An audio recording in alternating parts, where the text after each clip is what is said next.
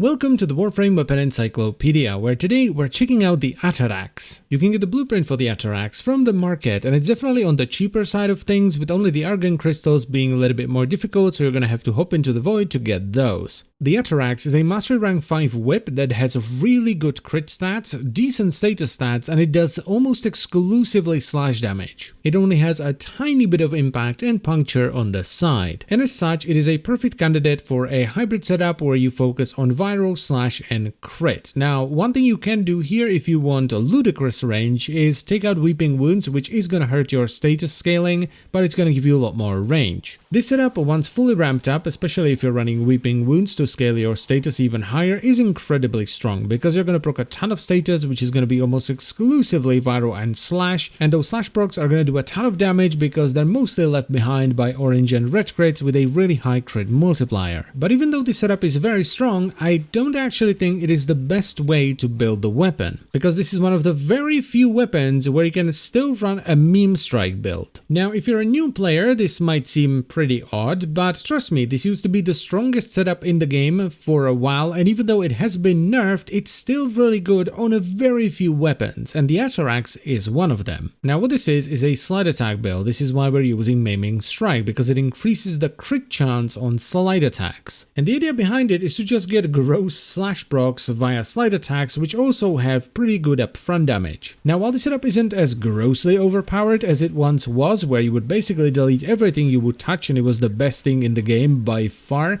it's still pretty good on its own. You can take down level 100 enemies in just a couple of swipes, and you can push it much further if you get some source of viral damage, whether that's from a teammate, a companion, or a frame. The setup is definitely not going to be for everyone. I, for example, am not a big fan of it myself, and I know a lot of people, including myself, weren't big fans of it and weren't running it even when it was the best thing in the game. But it is very unique. It's different from most other melee weapons because, as I've said in the beginning, most weapons cannot run this build. They just don't have the right stats and they're better off running something else. It does require a little bit of skill in terms of timing to be able to do a slide attack over and over and over again, if you're not using a macro, of course, which is what most people did back in the day. And it's an amazing setup for farming because if you have primed reach, you're doing damage in a giant area, and the damage scales really well because it's almost pure slash. I think this setup makes the Atterax worth picking up alone because it's totally unique, it's a ton of damage that you can get very early on, and it's not too expensive. All you need is just the right set of mods. You might not like it in the end, but that's okay. I would still recommend you pick it up and you give it a shot to see for yourself. And that is pretty much it. So I thank you very much for watching. As always, guys, I hope you have enjoyed the video and it was helpful, and I will see you next time.